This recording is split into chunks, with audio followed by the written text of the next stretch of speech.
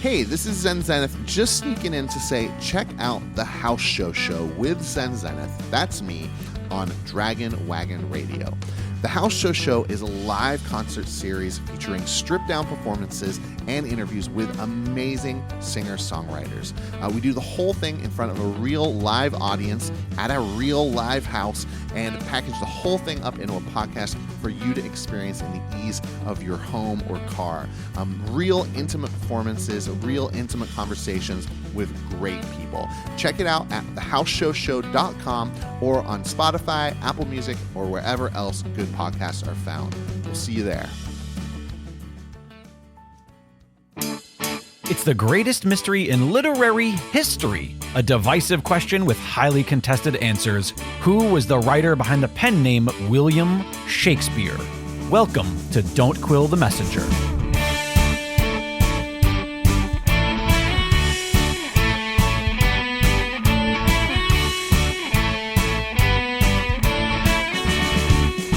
Here's your host, Stephen Sable. Hello, Quiller Nation, and thank you so much for joining us on this incredible journey of exploration that we take every 2 weeks. We appreciate you so much. Before I welcome our returning guest for this episode, I do want to shout out to our June Quillers of the Month, Brent Evans and Patty Henson, loyal supporters of the program, and our first co-quiller couple. The couple that explores Shakespeare authorship together stays together. Don't forget that, fellow quillers. And so thank you, Brent and Patty, for your loyal support and for being members of the Quiller Nation. I also want to remind you that you can see the winning entry and other fun entries from our recent meme contest by visiting our Facebook page. There is so much fun content there that you can view and share, especially if you're trying to open some minds to the authorship mystery. You know, memes are a double-edged sword, but they can be very effective in getting messages across and at least getting people intrigued and interested. So visit our Facebook page and take a look at the content, the memes, the posts, and share what you can to your other social media outlets that you have and see if you can't bring a few people along into the Quiller Nation. Also, don't forget to look for our most recent bonus feature episode, Much Ado About Edward de Vere, where I dive into the sources and content of the play and talk about how they connect specifically to the life of Edward de Vere. It's a compelling episode, if I do say so myself, and it's about one of my favorite plays. So enjoy that if you want to. You can find it at our Patreon page. You can access our entire bonus feature library by becoming a serial quiller at our Patreon page, where you can also qualify for the Quiller of the Month contest to potentially receive a free swag item. And as Jake announced last episode, we now have new hats available at the swag shop. I have one. I had the prototype and I really love it. And I get a lot of comments about it wherever I go, whenever I wear it, especially when I'm traveling. I wear it in the airport to help spread the word. So order your Quiller hat today and show some Quiller pride. My guest for this episode returns to us for a second time. Some of you may remember the last time we had John Brooks as a guest here on Don't Quill the Messenger. You'll remember that John is himself a host of a very popular podcast series called Hard to Believe. He also has a second series that I'm going to be appearing on very soon, and we'll do a little talking about that as well. But John is here today to talk about conspiricism. He wrote a master's thesis on the topic for Thomas Edison University, where he obtained his master's degree. He is a religious studies teacher at a private school on the East Coast. And so that's a big part of his focus. And his master's thesis touches on that a lot, but it also touches on where the modern conspiricism aspect came from, how conspiracy theories developed, how often conspiracy theories turn out to be true, and what they're really based in oftentimes. And we're also going to talk about whether or not the Shakespeare authorship mystery qualifies as a true conspiracy theory. John, welcome back. It is great to be back with you, Stephen. Thank you for having me again. You know, in reading through your work, and it's it's quite the piece. I mean, man, I found myself rabbit holing all over the place reading it, and 36 pages worth, which I suppose is what you have to do in order to obtain that wonderful master's degree. But in reading through it, one of the things that I want to touch on right away is you talk a lot about the early development of certain religions and how regional religions were at the time, and the differences between some of the more pagan religions of the societies such as Egypt and Rome and the Babylonians, as opposed to how Judaism sort of was transitional and not geographic, but moved around, and how Christianity sort of followed that as well. But one of the things that I found most intriguing about the work is a big focus on Rome and, the Roman metropolis, and how this, Christian cult was seen as sort of a conspiracy of its own. And yet both the Hebrews and the Christians saw the Roman elites as having sort of a conspiracy to control the world, not unlike some of the stuff we hear today about like the Illuminati or the deep state or those types of things. And so I wanted to go there first before we get into and sort of lay the foundation of what conspiracy really is before we dive into how it applies or does not apply to the Shakespeare authorship mystery. Yeah, all fun points that you bring up there. I think I condensed my thesis to a single point spacing for you. So it's actually I think it's 74 pages if you have it the right way. But it was a lot of work, and I could have easily written another 100 whatever pages, I think. As you said, there's a lot of rabbit holes that you could go down when you're going through something like this, and I had to sort of keep myself on the edges of some of those rabbit holes, thanks to some good advisors who said, "Yeah, don't go there. You're going to be, you'll be writing forever if you do that." So, a lot of it is very much like I had to focus on what I think are the real kind of genesis points for how we kind of got to where we are today, and how we define conspiracism today. But you're right to say that I take the Roman period, kind of the high Roman period of about 2,000 years ago, as kind of the place where this all gets started in the way that we understand it today. And a lot of it has to do with a couple of social phenomena that are taking place. One is the sort of fracturing of power that's happening within Rome. As Rome enters into the Tetrarchy a couple hundred years later, it finds itself very difficult to maintain its own power. And when that happens, you tend to have, either an authoritarian response or an increased democratization response. But Rome is in a unique position at that point in terms of its own power and its influence over the world. And so, it's internally responding in certain ways that some groups find unsatisfying, and that tends to lead to the emergence of a kind of conspiratorial mindset.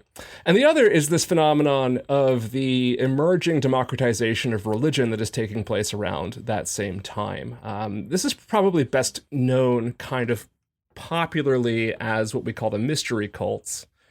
And these are kind of secret society clubs that are being formed around the Roman Empire of these kind of breakaway independent religious movements. And so you had, religion at that point as something that was very much tied to state power and geography. You sort of, where you were born was your religion, right? There wasn't really a option, a menu that we have today where you can pick one or, drop it and then pick a new one. That's starting to happen, and we're seeing these formations of kind of, the early stages of almost like, modern college fraternities or guilds emerging in these small break-off cults where people were sort of worshiping their own little side deity and have their own rituals, and then they'd also have the state religion. They kind of live side by side. And so the beginning of sort of democratic religion starts there. And it is also there that we start to see the idea of like an in-group and an out-group, of secrecy, of certain groups becoming more and more powerful and influential while others are not. And when that happens, you have people sort of saying, well, what are they up to? Why are they, like, why is this group advancing while we are not? Or who do they know? Or who are they connected to? That kind of thing that is kind of a natural response. And we start to see kind of the DNA of conspiracism emerging there. And then, of course, when Christianity enters into that marketplace, it doesn't have a great reputation. It tends to be favored by kind of poor weirdos. It's very egalitarian. It allows women to join, all these sorts of things. And one of the sort of rumors about Christianity in the early period was that they were vampires or cannibals. There was a rumor that they drank blood and they ate the body of their god, and that of course was verboten in polite Roman society. And of course we know exactly where that rumor comes from now, because that is actually basically true, right? Of Christianity as we know it today.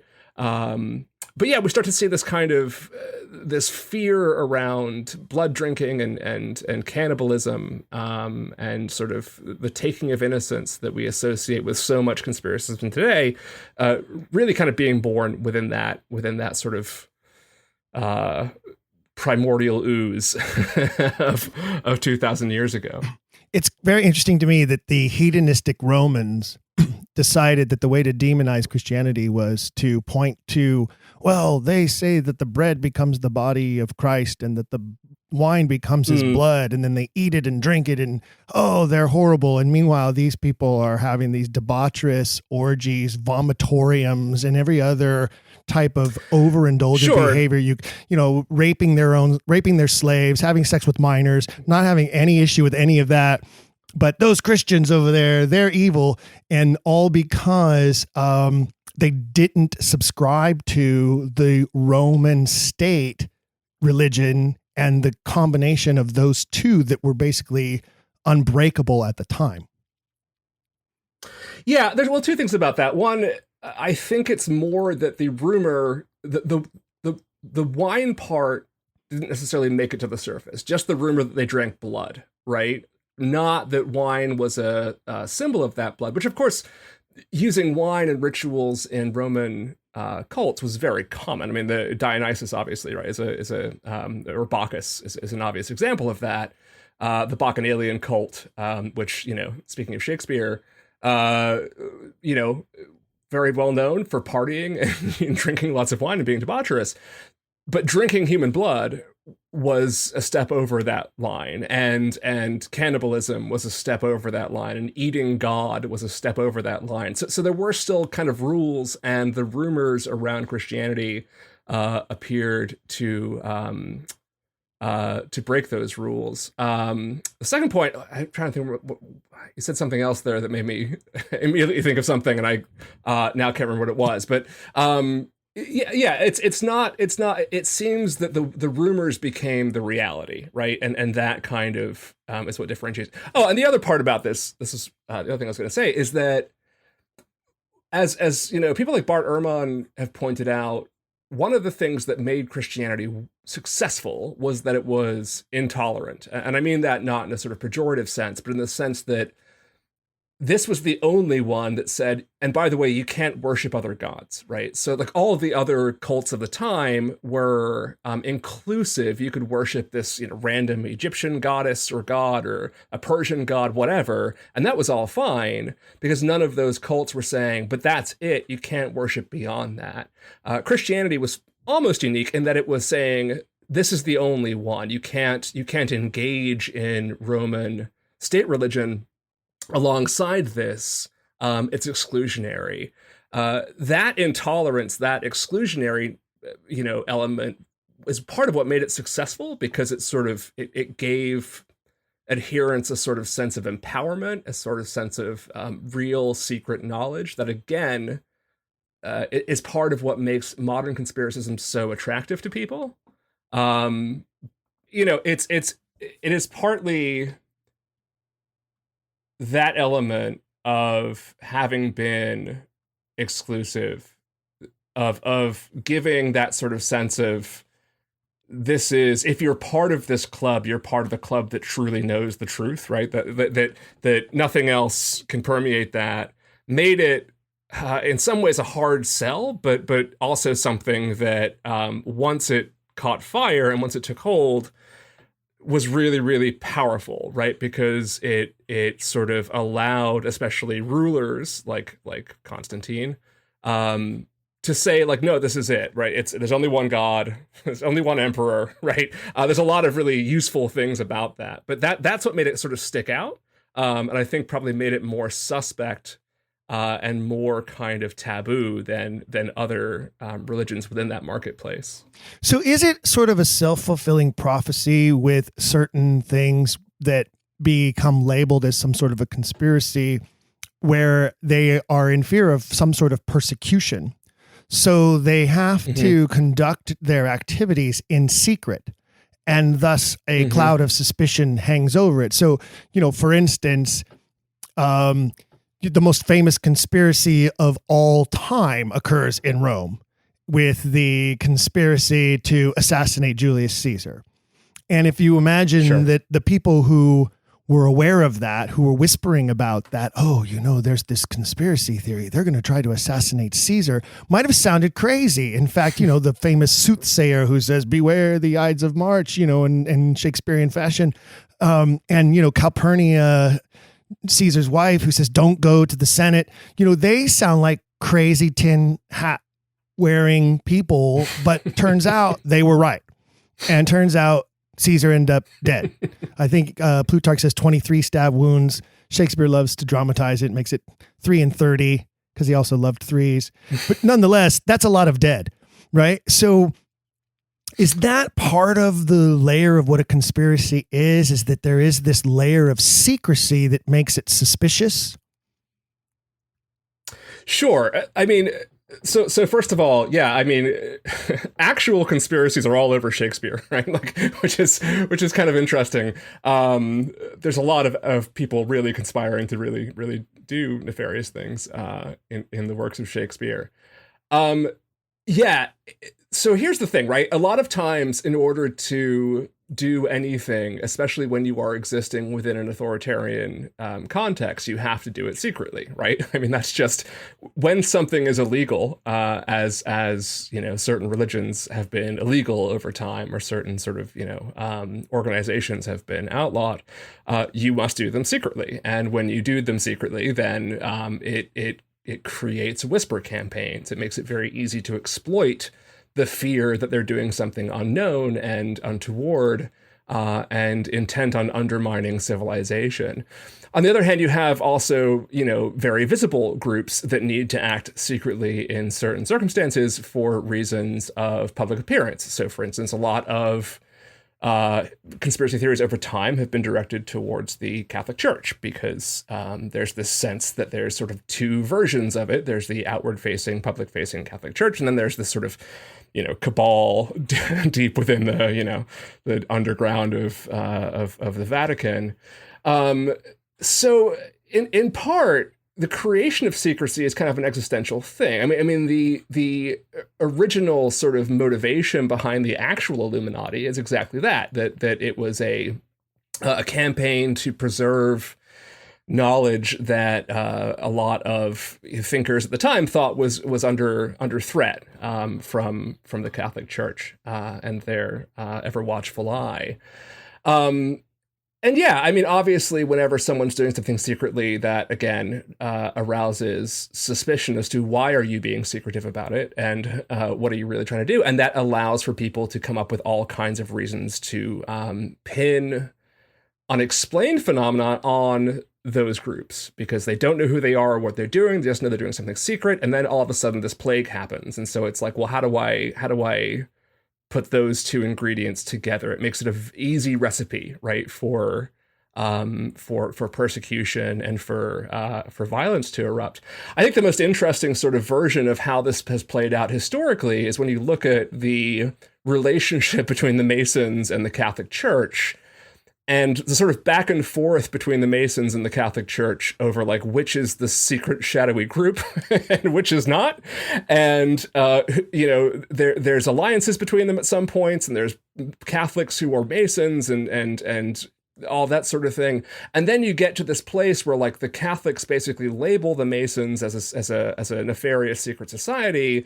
But then like the tables turn on the Catholics later on. And often you see the Catholics, especially towards the end of the Enlightenment, as the group that is the underground secret society that's undermining Western civilization, and et cetera, et cetera. I mean, the Pope and the Catholic Church have been the subject of an enormous number of conspiracy theories, and just still today. I mean, it's still a major player in a lot of the conspiracy structure of today. So, yeah, it really is not necessarily about sort of what the group is, but rather what the group's standing is in society at any given moment that defines whether or not it sort of fits into that conspiracy kind of model. The one piece of fabric I think that ties all of this together, I mean, all the way back, is this quest by those in power to remain in power. When you and in that case, then these secret societies, these secret meetings of the elites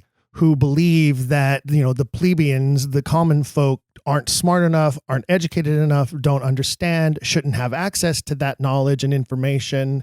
We know best, so just do as you are told, becomes part of that, whether it's the patricians of Rome, or it's the Pope and the cardinals of the Catholic Church, or it's the Supreme Grand Poobah Masons, or whoever that happens to be. Throughout history, you've had these groups of elites who are truly conspiring in secret rooms in ways to maintain their power over the people. And I think when you look at, for instance, let's talk about the Catholic Church and Galileo Galilei, right? Do you think they didn't believe him or didn't agree with him? Or do you think they just were trying to suppress that knowledge to maintain power? It's the same thing about not wanting to see the Bible translated out of Latin, type of theory there as well. That's no different than the senators of Rome wanting to do in Julius Caesar because they're too afraid of an emperor who might take away their power.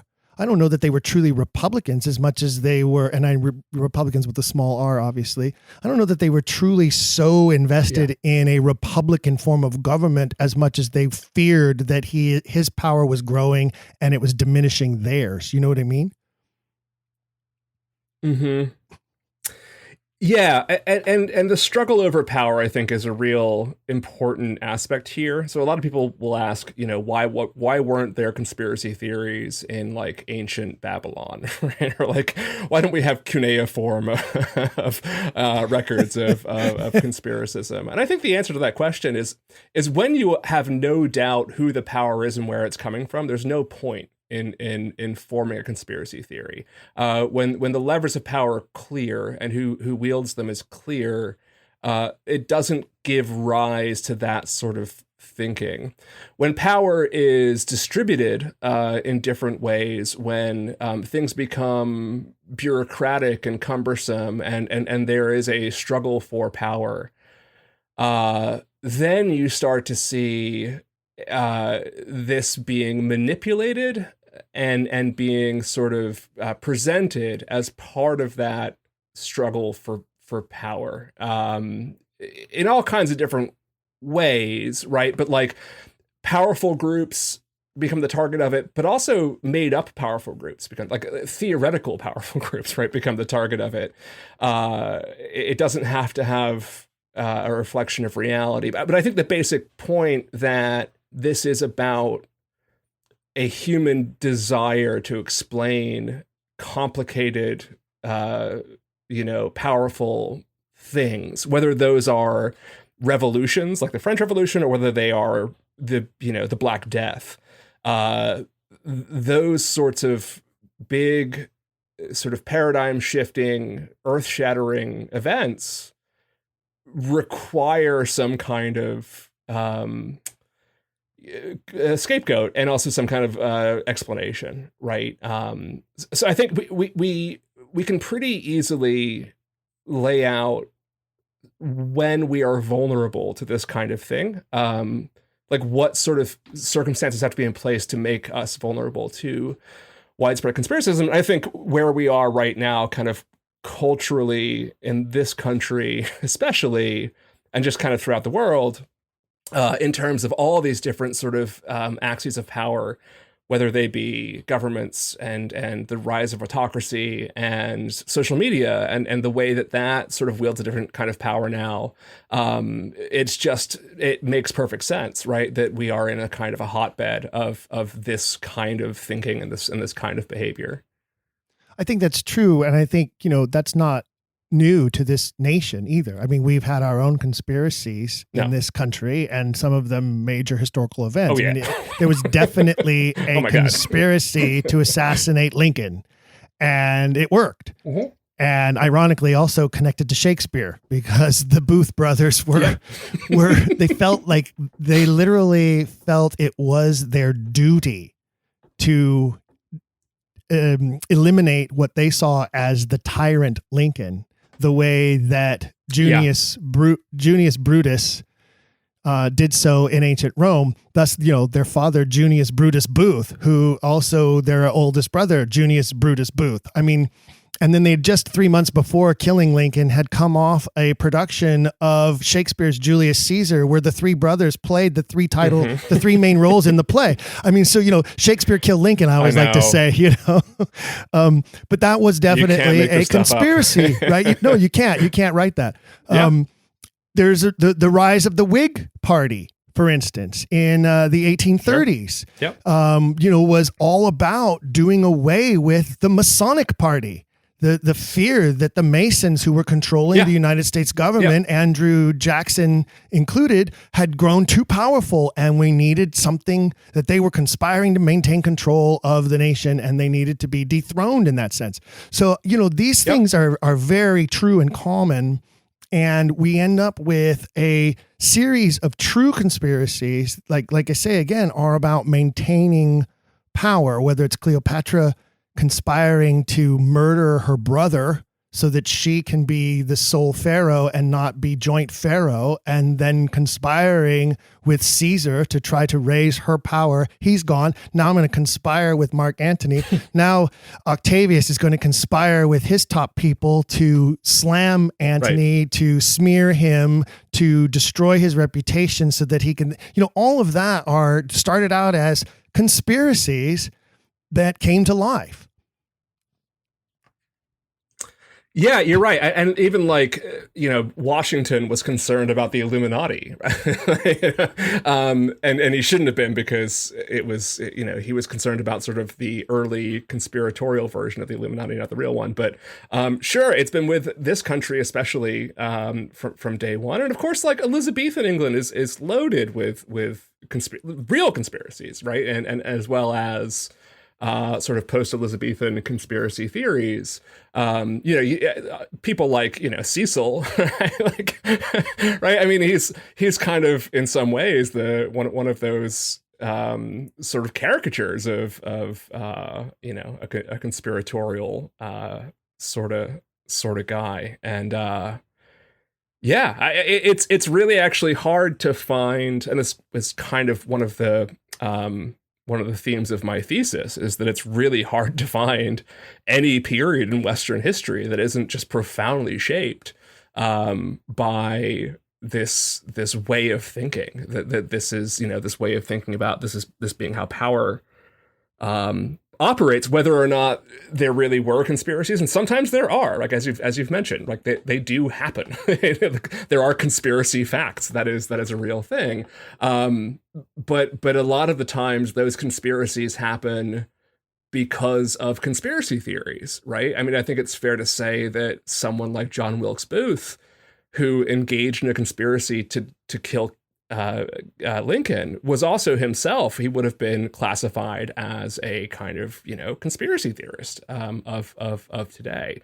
So yeah, it's really kind of impossible to truly understand, I think, Western European history without a good understanding of how these dynamics play out. So it's a very giant chicken egg debate. And it turns out that one tends to foster the other. and they're almost like, the twins. They're Romulus and Remus. Another conspiracy, by the way, when Romulus conspires to murder his brother. I mean, so it goes everywhere. It goes on and on and on. And so when you look at what you were just saying, for instance, Booth sees Lincoln as conspiring to become this tyrannical emperor type, and then that plants the seed of the conspiracy against Lincoln. And you could argue, and the big one of the biggest ones is, of course, the JFK assassination. Was it because JFK became too popular, too fast? He was going to do things that threatened the power of a group of elites, and so they made sure to do him in. Is the true conspiracy theory there?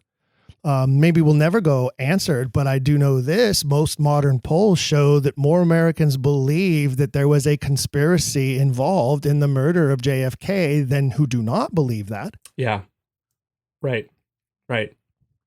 And I mean, for an even more modern example, there's a guy in prison right now, and who will be in prison for most of the rest of his natural life, named Stuart Rhodes, who is in prison for something called seditious conspiracy.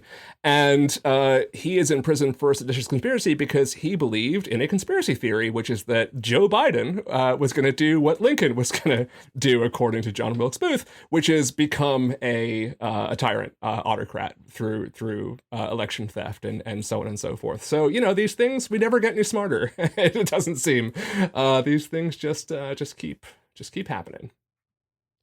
Well, would it be so far-fetched? We're talking about more modern times, and there are a lot. We have, and you mentioned this in your thesis too. You mentioned Roswell and Area 51, and they're the Pentagon concealing UFOs, and there's also the conspiracy. I don't know how much of a conspiracy it really is when you put it into context of the military-industrial complex.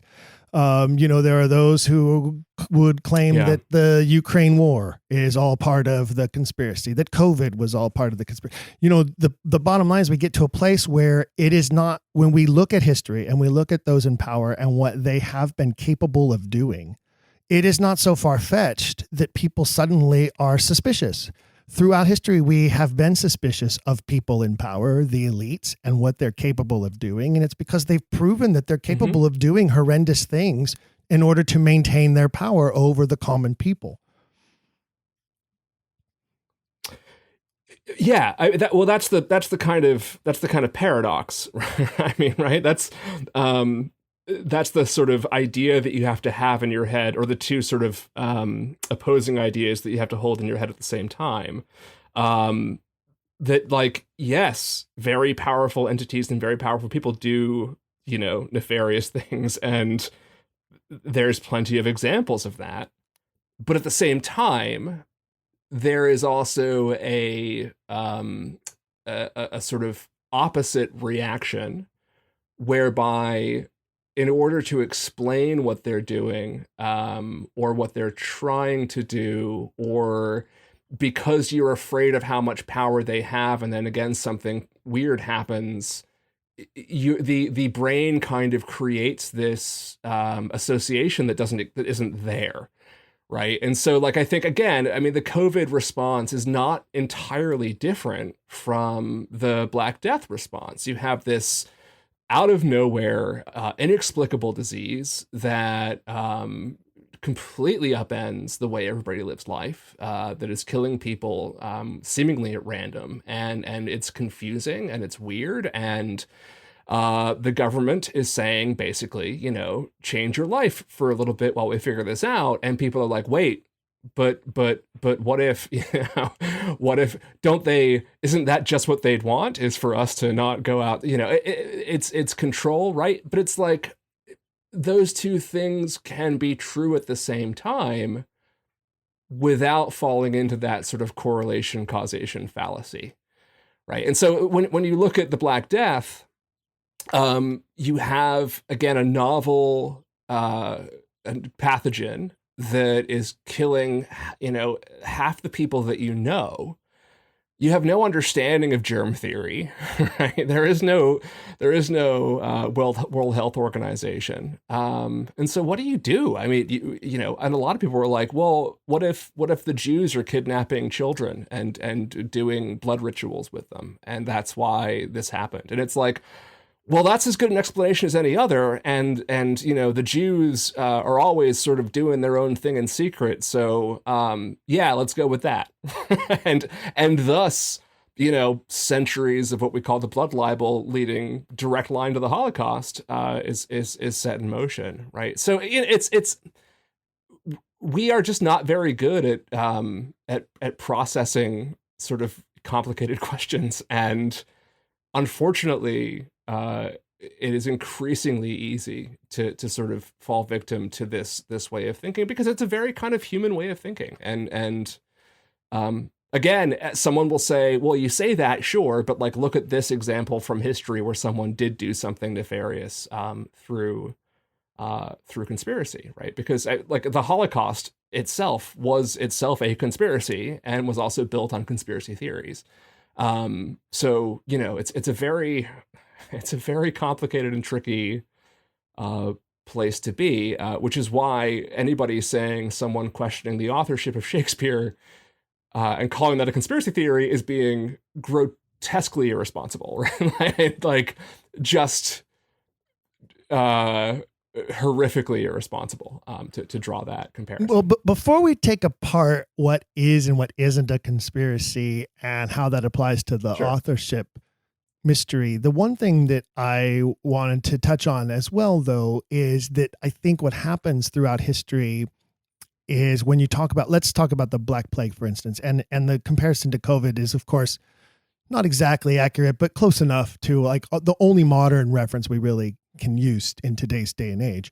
But there's a difference, I think, between something like that occurring and seeing. So as you say, it's human nature to want to try to explain it. So we come up with these conspiracy theories to explain it. But I think that those are also fueled by another part of human nature, which is opportunism. And oftentimes what we see, we see opportunism and we say, well, these people are benefiting profoundly from this tragedy, so perhaps they caused it for their own benefit.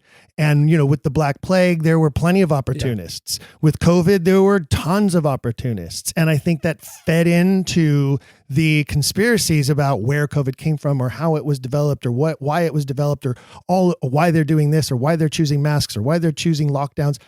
Because there were so many elites who were benefiting because they were in a prime position to create opportunity for themselves through this tragedy, that it fed those conspiracy theories, because you looked and you went, well, look at that. They're making a ton of money. You sure they didn't plan this in order to make a ton of money? Because greed drives the world, right? So that's part of, I think, the sort of catch-22 or the downward spiral circle that we can go into, and that is that human nature feeds human nature feeds human nature.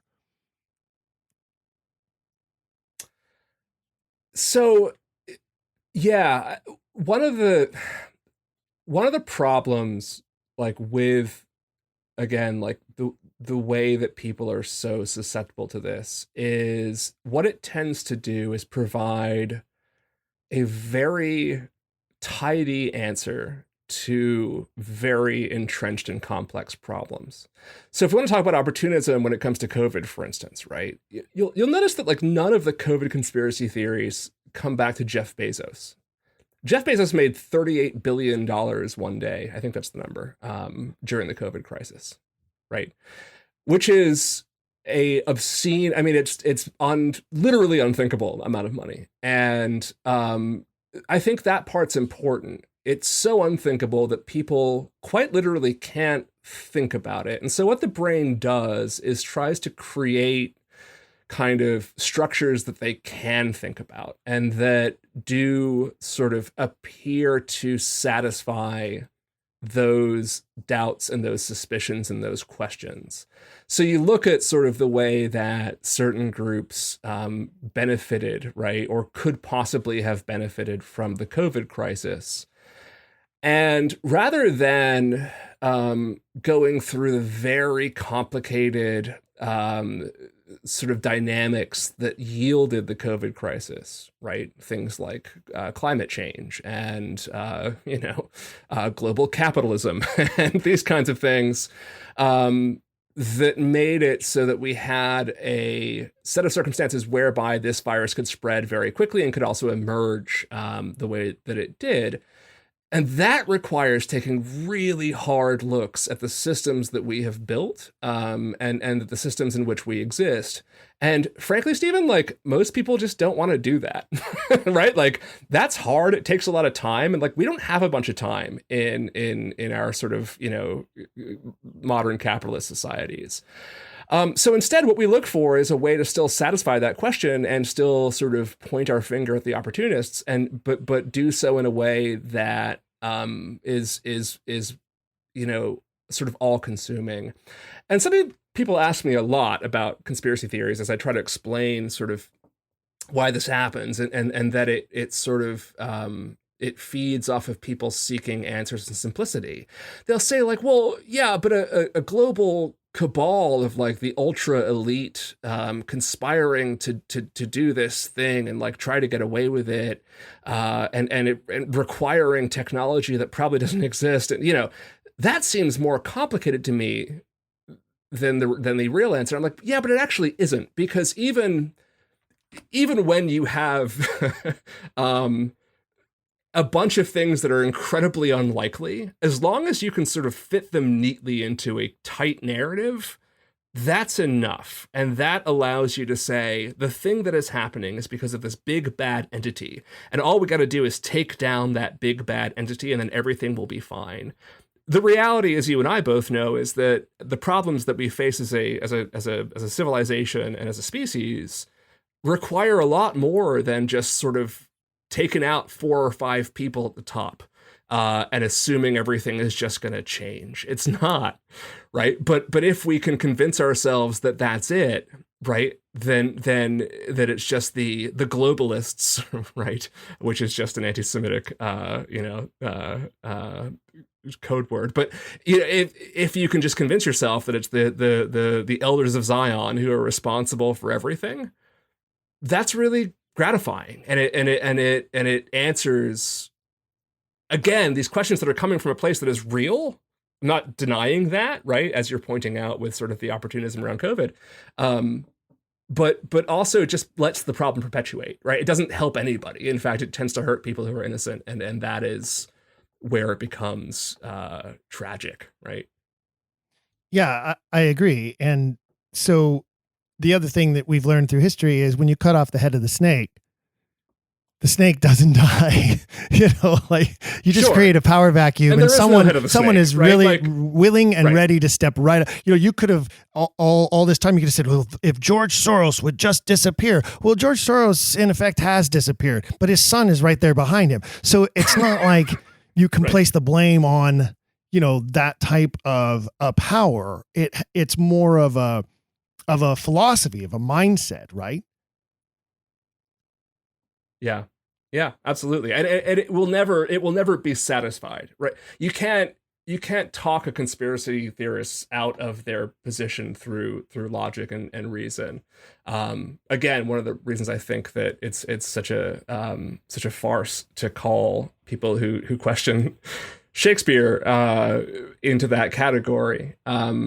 There will always be a narrative that will help explain why the last thing didn't happen. I got a lot of questions. I've talked about this before, but I've gotten a lot of questions, especially around the time like after January 6th and after Biden was inaugurated, whether or not QAnon would just cease to be, because clearly their prophecies didn't come true. And I'm like, well, only if it's completely different from everything that came before it, because every time in history there's been a massive conspiratorial narrative.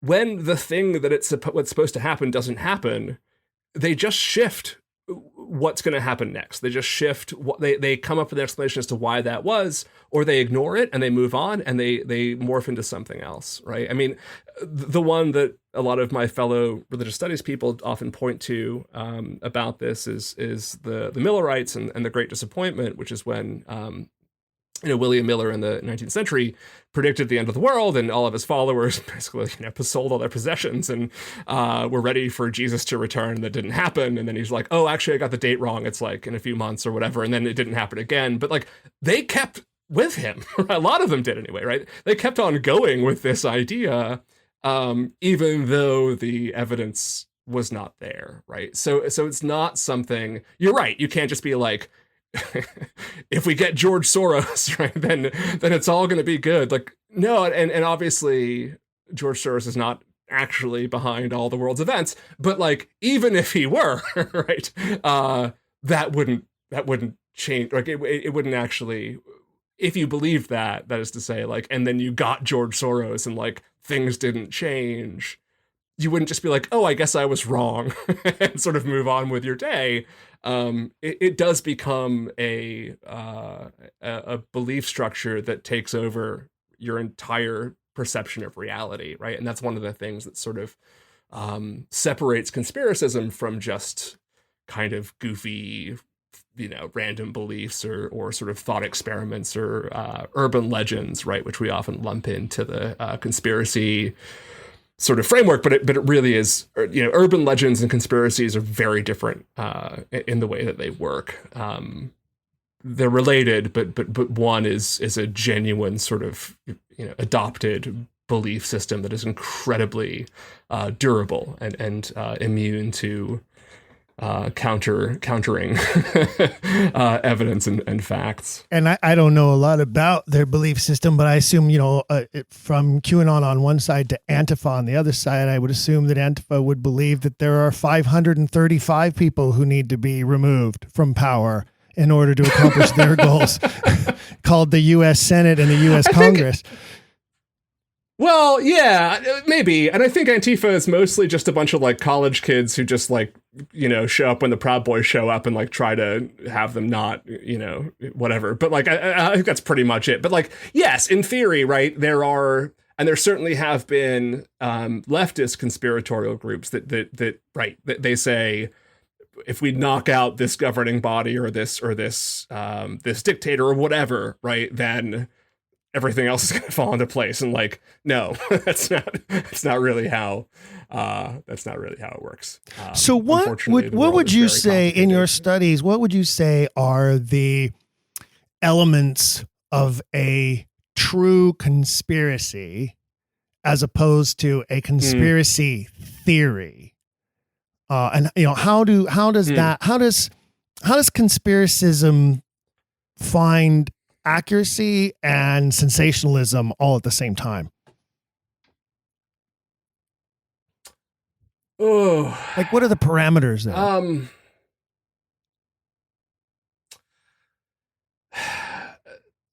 That's a tricky question. I do my best to stump my guests. The difference is yeah. I guess what makes them different is that conspiracy theories aren't true. Like, that's kind of what it comes down to. Well, let me help you out there.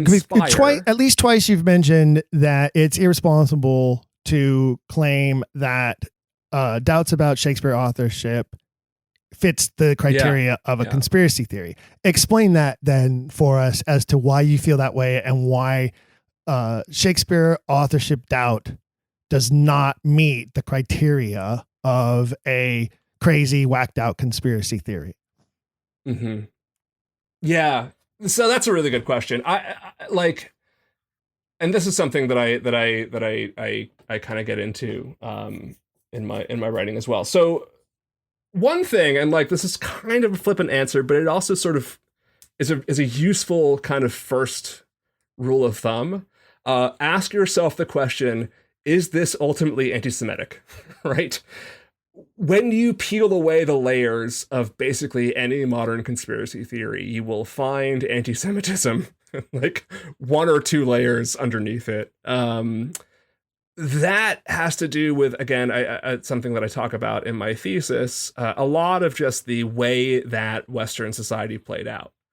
The Jewish communities, through a lot of historical circumstances, became a group upon which a lot of suspicion and blame was placed. I won't get into all of the details of like how Jewish communities worked their way through Western Europe and all that sort of thing. But if you 9 times out of 10, when you peel away a conspiracy theory, you find anti-Semitism like right there staring back at you. So when you think of the term, like a modern term like globalist, right, which is, if you listen to like Alex Jones conspiracy theories or people like General Flynn, Donald Trump's been using this a lot. Tucker Carlson uses it increasingly. They use this term globalist, and globalist is just a dog whistle for Jewish ruling elites, right? It's just a polite way of saying the Illuminati. So I think there's something useful to say, like, is it anti-Semitic, right? It's the good place to start.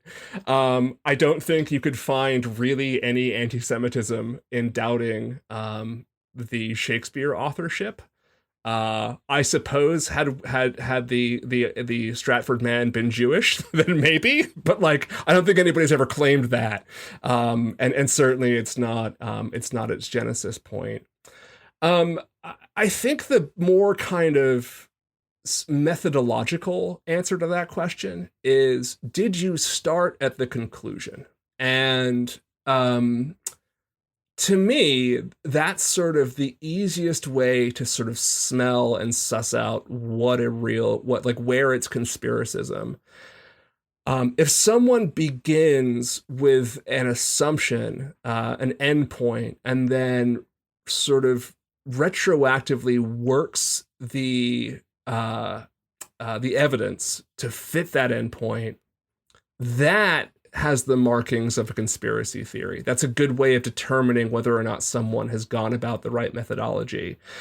So to give a recent example that I think is a useful one, if you look at sort of the 9/11 truther movement, right? It starts with this basic, it ignores the overwhelming evidence that Al-Qaeda via bin Laden were responsible for carrying out 9/11. And instead it begins with a conclusion. And the conclusion it begins with is Bush did it.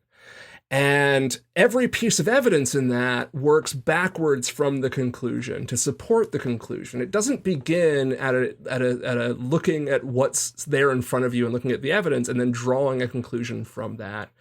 So conspiracy theories tend to start conclusion and work backwards. Now, from that perspective, I would argue, humbly, that Stratfordianism bears far more resemblance to conspiracism than Oxfordianism or any of the other alternative hypotheses bear. I'm not calling Stratfordians conspiracy theorists, but the way that they tend to argue fits much more neatly into that element of the sort of conspiratorial mindset than does Oxfordianism. Now, having said that, if you want to get literal about it, then yes, Oxfordianism is quite literally a conspiracy theory, kind of, because it kind of relies on an idea that a bunch of people got together to publish these works and cover up who the true author was. Did that require a conspiracy? Probably. Is it a conspiracy theory then? Strictly speaking, yes, it is. But like, again, that's where we've sort of come from a term to define something as it really is versus kind of the colloquial term that I use when I write about this academically of conspiracy theory versus conspiracism, right? So it's an interesting, like there's elements to both sides of this argument that you could accuse there being some level of conspiratorial thinking involved. But the reason why I dropped the Stratfordian explanation was exactly that. I'm like, this just starts at the conclusion and tries to work backwards. It does not start from the evidence and work towards a conclusion.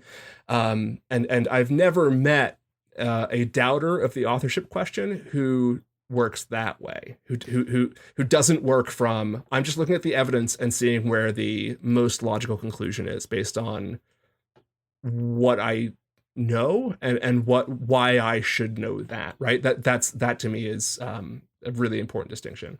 I would say that there's a bell curve there on both sides. I think you're right. The great premise of the Stratfordian hypotheses is it was this guy, and now we're going to do everything we can to prove it's this guy and everything we can to ignore anything that doesn't prove it's this guy. And I would say that there are Oxfordians out there, just like there are Marlovians and Baconians out there who have also drawn their foregone conclusion, and they only want to look at any evidence or anything that corroborates their line of thinking. And I have actually stood strong against that because I think that there is great danger in that. And I think it is just as intellectually false to oneself as to the world as Stratfordianism is. You know, it's just not truthful to do that. And it's unfortunate because it muddies the waters, which is one of the reasons why this program exists, where I invite any and all doubters and all questions, because there is benefit in every question. Even if that question leads nowhere, at least now we've gone down that rabbit hole and found nothing. Let's go to the next question. But there are those out there who disagree with that approach, who believe that if you allow these extreme questions, or what they like to call as fringe questions, that's what's muddying the waters. But I think that you become your enemy when you close off areas of inquiry, which is what our enemy, the Stratfordians, love to do. So I think you're right. But I will say that there are plenty of Oxfordians out there who, you can't talk about that. We can't ask that. Yeah. That stone's already been unturned. Yeah. Leave that alone. Go over here. And I think that's a shame. I think there's a huge problem there with those people. And if they would, take a look in the mirror, they might see a Stratfordian looking back at them because of that approach and because of that ideology. So I totally agree with you. But one of the things I also would point out is, as you mentioned, there are tons of conspiracies inside the Shakespearean canon. Plenty of characters working together towards some nefarious agenda, or sometimes a very positive agenda. I'm in the middle of a production of Much Ado About Nothing right now. You want to talk about conspiracies? There's deceptions going on all over that play. I was just thinking about that. Yeah. Most of them are innocuous and have a positive outcome. They could lead to doom. If he'd have wanted it to, he could have made it lead to doom, but doesn't. The greatest conspiracy of them all is, let's pretend Hero's dead. The priest, of course, is the one who comes up with the grandest deception of them all. Let's pretend Hero is dead, and that will come to some good. Let me show you how. So yeah, you're right. It's all over the place. And I think that part of that is because, as you also point out, and as we know, absolute, without a doubt, historically, there were tons of conspiracies going on in the Elizabethan court all the time. Yep.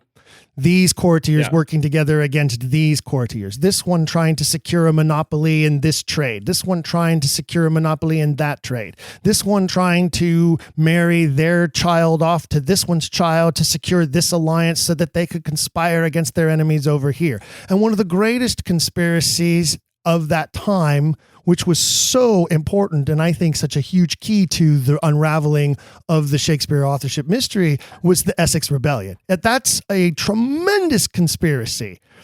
Why? They were conspiring to get rid of the Cecil influence of power over the Queen. That was the number one motivation there.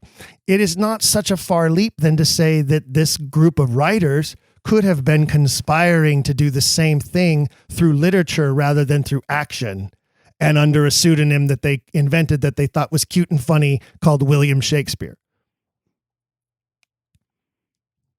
Now, does that make me a crazy conspiracy theorist?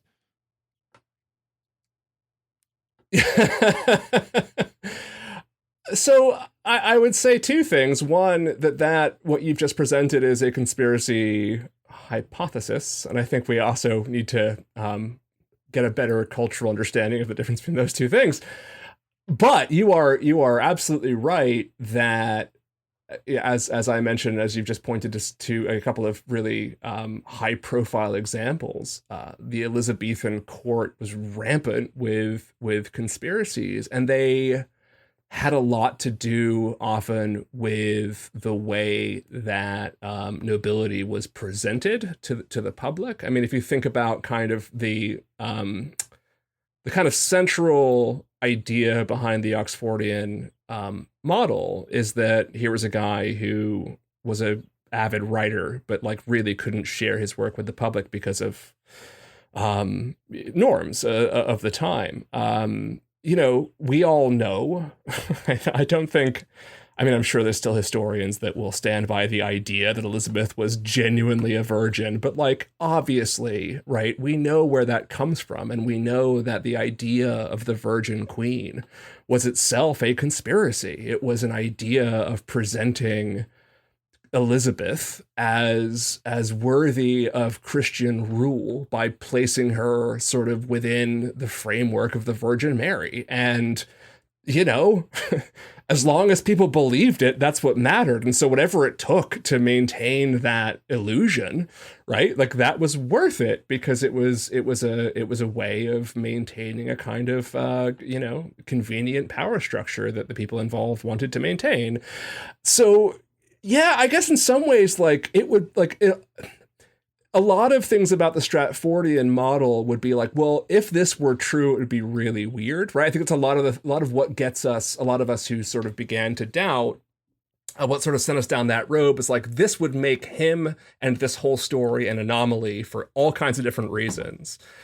And in fact, if a bunch of people did conspire to publish the works of Edward de Vere under a pen name, and there was a suitable, you know, kind of fall guy available to make that happen, that would be very normal behavior for the time.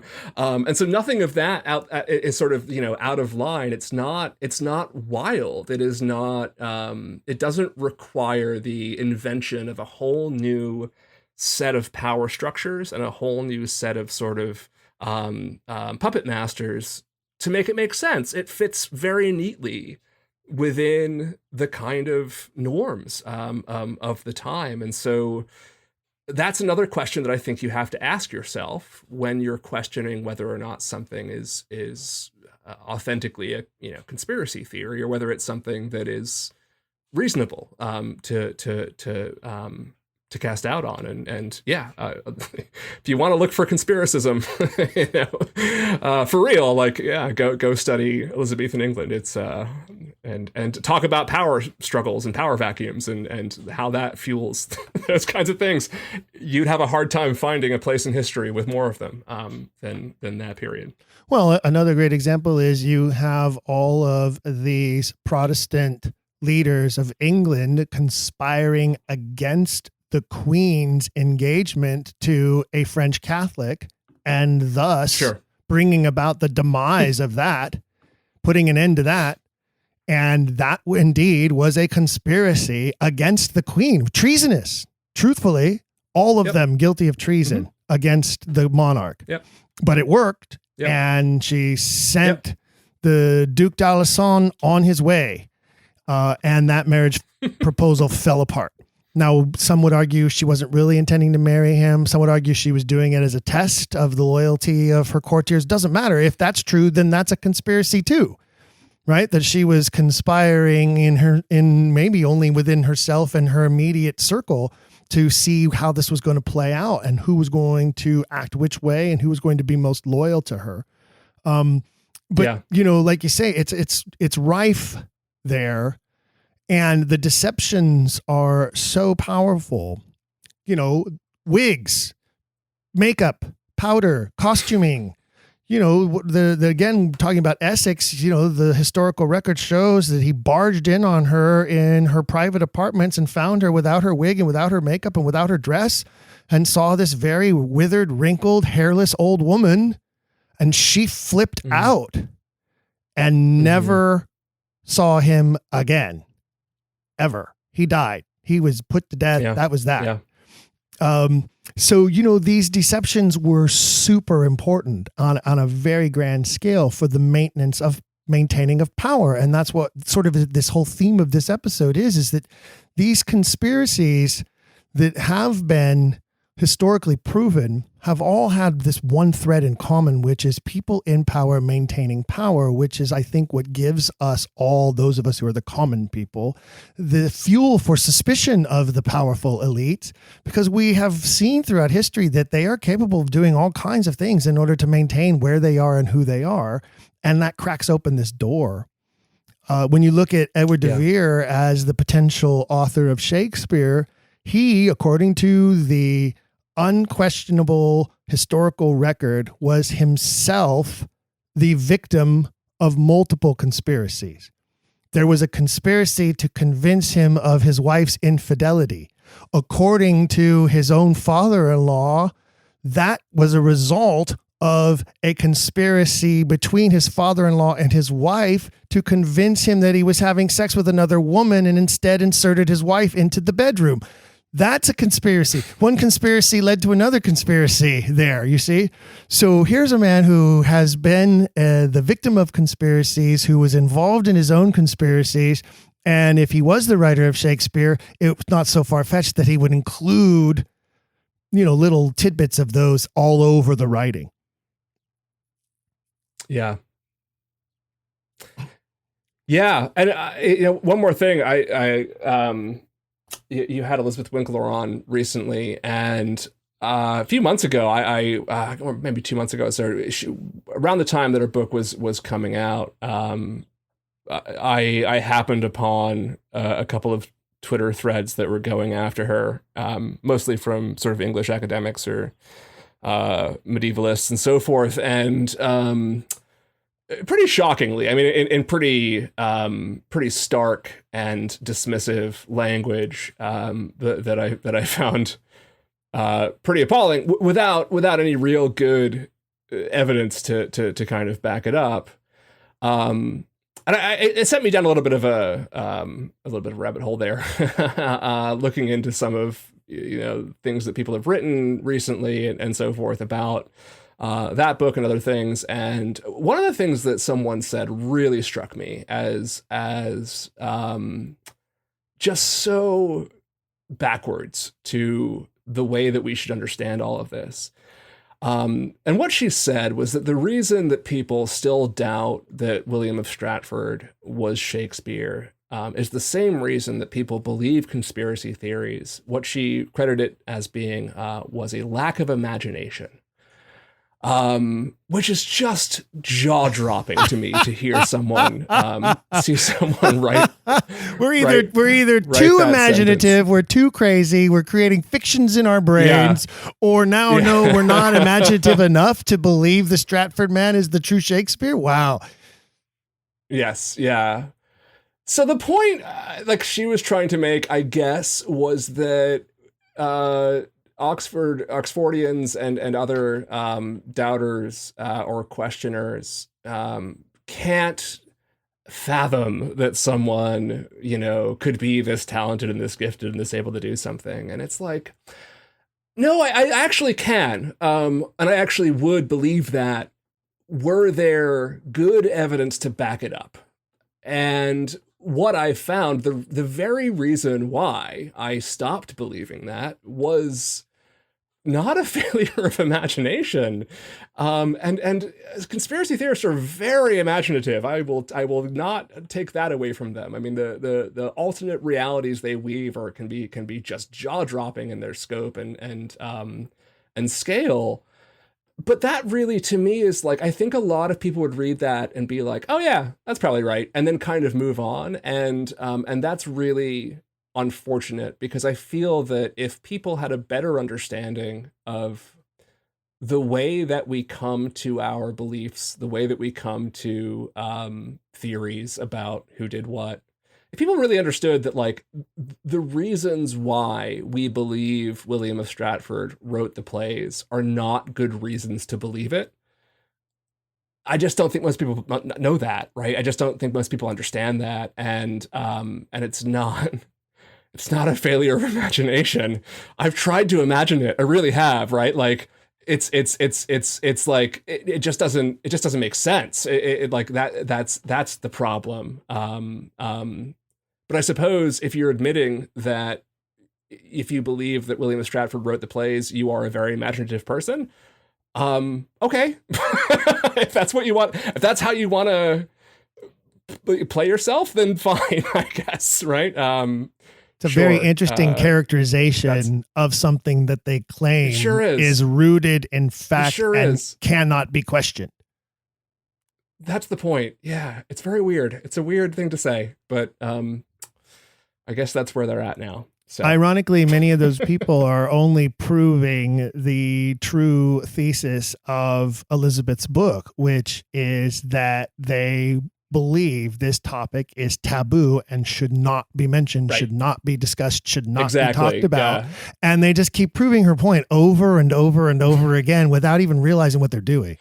Methinks the lady doth protest too much is just evident and prevalent everywhere in these responses that are coming forward. And it's kind of ridiculous. It's getting ridiculous, actually.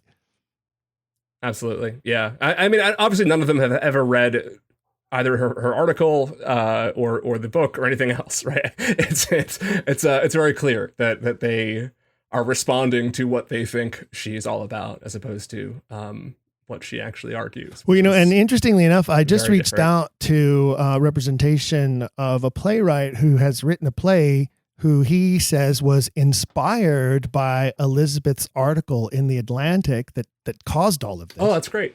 And that's awesome. He's of Arab descent, and his play is about the theory that Christopher Marlowe, in his spy missions for the Crown, interacted with a Sheikh Aspir from the Middle East, who is actually that the Sheikh and Marlowe were the true conspirators who created the works of William Shakespeare. And that play is going to be premiering at the Edinburgh Fringe Festival in August. So I love that idea. I think that sounds awesome. And if that hypothesis can gather as much, if it can overcome the mountain of evidence for De Vere, great. I'll move on. Like I'm, as you alluded to earlier, like we both are very much open-minded for anything that sort of explains why it really, really looks like Edward De Vere wrote these plays. And if something else can come and sort of add to that or change it, then it's gonna have to be a lot. But like, I'm very much open to that. I mean, I read the Thomas North book, and I think that there's definitely something to that, and that Thomas North probably played a role in the plays, or a lot of them. I'm not sure if I buy the whole all-encompassing theory that McCarthy lays out, but I'm sure he's right that there's North is part of this equation, and that's fine. Like, it's I'm not married to a worldview that requires everything to sort of fit neatly into this neat explanation, and that I think the vast majority, certainly as you point out, not all, but the vast majority of people within this authorship mystery community, I think that's they'd say the same thing. I'm fairly certain you would say the same thing. Well, and one of the things that I really love is I'm more than willing. I'm like I said, I've reached out to him. I'm going to hope to have him as a guest. I'd love to talk about his play and give him a little bit of promotion about this work of fiction that's going to be dramatized and performed at the Edinburgh Fringe. Because I believe it's just another example of how we are breaking the taboo, how more and more people are willing to venture into this world, to make plays about it, to dramatize it. Not too long ago, I had the artistic director of the Atlanta Shakespeare Company and their play that they just produced on this topic. More and more people are finding this area, this time period of history, intriguing, and it is opening the doors to new books, new plays, hopefully some new television series, maybe some new films. And the more media we can get out there that breaks the quote unquote taboo, the better. And the more people will be intrigued and start their own journey. And, that's my big thing is I promote everyone to have their own journey into this mystery. Become your own super sleuth. Find the thing that intrigues you the most and go rabbit hole. Go dig as deep as you want to. If you find some nugget that no one else has found, let us know. I can't wait. Love to hear it, and that's kind of where I've always come from. It's why the mantra of the show is keep asking questions. And that implies that no question is not worth asking. You're a teacher. Yeah. What do you say to your students? Do you use that old cliche? There's no such thing as a stupid question. Stop asking questions. Yeah. That's how I teach. Unfortunately, there are English professors out there who that is their position, right? Stop asking questions. I will fail you if you ask that question. I know. Crazy. I mean, Elizabeth talked about it, right? In one example, in the book. And I think to sort of, put a fine point on it, there is no conspiracy theorist on Earth who would ever say that, right? Who would say like, well, keep asking, if there's new evidence, if there's something else, like I invite other viewpoints. Like, no, that's not how conspiracy theory works, right? It is very much, this is the answer. I'm comfortable with it. Everything else has to fit into that framework. And so, like I know that you've mentioned to me before that like you've been accused of being the equivalent of a Holocaust denier, and like I think to me that is so alarming that is something that I hope over the last hour or whatever I've hoped to clarify why that is not a reasonable thing to say. These are not of the same stuff, right? Questioning Shakespeare and questioning the Holocaust are not of the same stuff for so many reasons beyond just what seems to be on the surface there. And I don't know if you know anybody who's a Shakespeare authorship mystery pursuer who denies the Holocaust. I don't. I can't imagine there's a ton of them, but like it certainly is not part of the DNA. And I'll tell you, anyone who says that is not a true student of history. They don't really know what they're saying. They truly don't know what they're talking about when they say something like that. And you're right. There's not a single authorship skeptic that I've ever met who would deny the Holocaust. And the number one reason for that is authorship skeptics tend to be, even if it's on an amateur basis, historians. They tend to be history files. They tend to love history and all areas of history. Yes, we focus a lot on Elizabethan and Jacobean history because that's the area that surrounds the time frame of these works. But most of us are also enthralled with every other period of history. And here's another great historical conspiracy. The Egyptians tried to wipe from existence one or at least two different pharaohs in their period of history because they did not want that to be known. Her name is I'm drawing a blank on the female pharaoh who paraded as a man, and they did not want her. And then of course there's Akhenaten, who was a monotheist, and they wiped him clean. I mean, literally they chiseled their faces out of history. That's a conspiracy.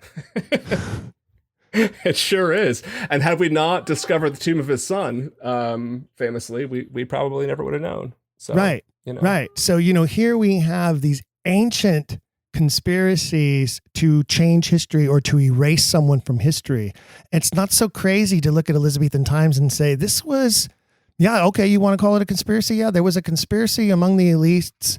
William Cecil, his son Robert Cecil, Walsingham, and others in that circle who did everything they could to besmirch, erase, and wipe from history Edward de Vere, the 17th Earl of Oxford. Why? There's a good question. Yeah. Why? That is a good question. And all we would say is because he was Shakespeare. That's why. Etc. But yeah. So one thing I want to touch on before I let you go, John, is share with the listeners how they can find your podcast. And then let's talk a little bit about your other podcast that I'll be appearing on in the coming months. Sure. So Hard to Believe has, in the last month, morphed into a new podcast. I have learned the value of having a co-host, and so my friend Dr. Kelly Baker, who is a historian of American religion, we are both very kindred spirits, but we have sort of different areas of expertise. We have started a new podcast called Pod Only Knows. If you go to that feed, all of the old Hard to Believe episodes are still there, but we are releasing new episodes every other Tuesday, where we cover the world of religion. I think the best way to describe it is, if you are not a religious person and not interested in being a religious person, but are interested in religion, it is a good podcast for you. So that's every other Tuesday. And again, Hard to Believe is still in that same feed. It's just got a new title and new sort of direction now. But the episode that you were on a couple years back is still in there. And then every other Monday, I do something completely different because my brain goes in different directions pretty frequently. I have a podcast with my friend Joey Lewandowski called 1999 The Podcast, and we discuss all of the movies from what was probably the best year in modern movie history, 1999. And yeah, we have a Shakespeare movie on the docket coming up that you will be appearing on, I think, in early July. So it's exciting. Yeah. Are we going to share what movie we're going to be discussing? I suppose suppose we could probably save it and they could go find it, because they know it's 1999 and they know it's a Shakespeare film. So now they can go and sort of Google that, rabbit hole that, and see if they can guess the title, and then they can find the podcast and tune in and listen. Yeah, I love that. And I'll tell you what, fellow Quillers, if you guess it, send me an email telling me what it is, or post on our Facebook page. Go to the Facebook page and say, hey, Steven, I think I guessed the movie, and put it out there. That'll be a fun little challenge for the listeners out there. Figure out what movie John and I are going to be discussing on his new podcast.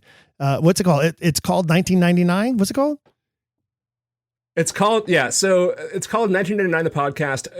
When we were coming up with names, we were thinking of all kinds of different clever things to call it. And then we kind of realized that, like, you know, you and I are old enough to remember this, but in the 90s, there was this whole sort of fad of titling things the thing, the other thing, right? So like such and such the movie or such and such the ride.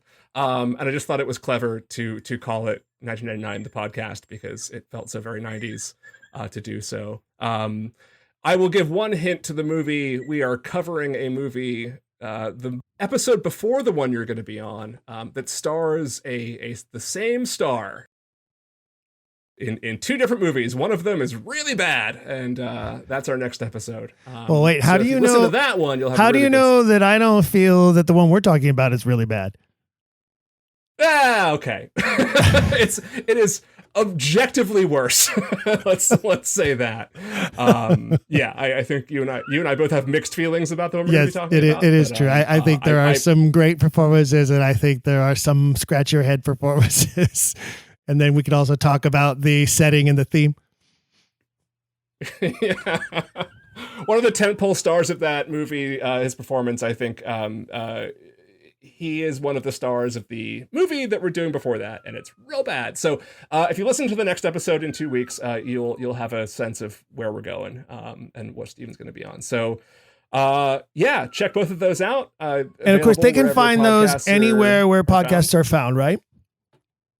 Everywhere, all over Spotify, Apple, you name it. We're on all the platforms. So. Very good. So wherever you're listening to this, folks, you can also find John's work. And again, Hard to Believe has now changed its incarnation to Pod Only Knows. Go look for that and find out some wonderful stuff about religion, not about religiosity. Is that a word? That's a good way to say it. Yeah. It's not about being religious. It's about the history and constructs of religion. Which is, tantamount to the history and constructs of civilization and mankind. So they're sort of inseparable. Fair enough. Yeah, a little bit inseparable. So awesome, John. Thank you so much for joining us today and, opening our eyes to these, this term conspiracist and conspiricism and how that does or does not apply to those of us who are just asking questions about this great literary mystery that we believe should be asked and that deserve to be asked. And look again, folks, for Pod Only Knows or 1999 the podcast. And as John said, I will be his guest on 1999 the podcast in the coming weeks. And you can look for that. Send us an email if you can guess the movie. Thanks again, John. Look forward to talking to you in a few weeks about that movie. Thanks, Stephen. And don't forget to look for me to appear on John's 1999 the podcast in the coming weeks. Also, don't forget to save the dates on your calendar for our inaugural Quiller Gathering coming in April 2024, a 4-day event, Thursday, April 11th through Sunday, April 14th, filled with presentations, performances, social gatherings, and fantastic theatrical offerings you won't want to miss. We have been busy securing presenters and performers while also locking down a great hotel with fantastic room rates for those of you who wish to attend in April 2024. We're not quite ready to announce the venue and location yet, but the details will be coming soon once we have the full itinerary set. The event will feature a theme of Shakespeare's knowledge of the law, and it will include presentations and performances surrounding The Merchant of Venice, Henry VI Part 2, and The Gravediggers from Hamlet. The headline event will be a full performance of Shakespeare's Treason, written by Hank Wedmore and Ted Story, performed by me in the leading role. We are also finalizing blocks of tickets for other theatrical events to offer to you during the weekend, and special gatherings such as a cocktail reception and themed dinner party. It's going to be a fabulous weekend-long celebration of the 474th birthday of Edward de Vere and a celebration of Shakespeare's knowledge of the law. Was he indeed the world's greatest lawyer? Let's dive in and find out in April 2024. I promise more details are just around the corner, and then registration will open and be available. This is shaping up to be the greatest Shakespeare authorship mystery event ever. Yes, I said it. Save the dates, people. April 11th through the 14th, 2024. If you want to stay completely up to date about all things Quiller in nature, be sure to get on our email newsletter subscriber list by sending me an email, and I'll add you to the list. The June newsletter will be out before the next episode, so send your emails to contact@don'tquillthepodcast.com, contact@don'tquillthepodcast.com. Remember, you can send me anything you want. More memes, content suggestions, criticisms, guest suggestions, and more. Especially the criticisms. We are always open to new ideas, new perspectives, and improvements that we can make here, Quiller Nation. So thank you for all that you do to make this the best Shakespeare authorship mystery community on the planet. And until next time, keep asking questions. If you've enjoyed today's episode, please leave a rating and review in your podcast player. For even more, visit our website, don'tquillthepodcast.com.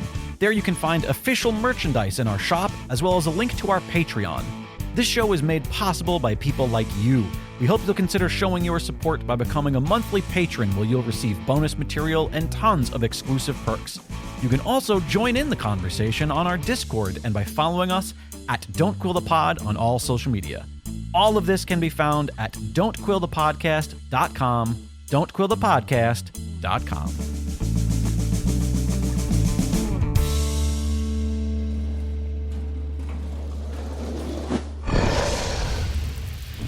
Dragon Wagon.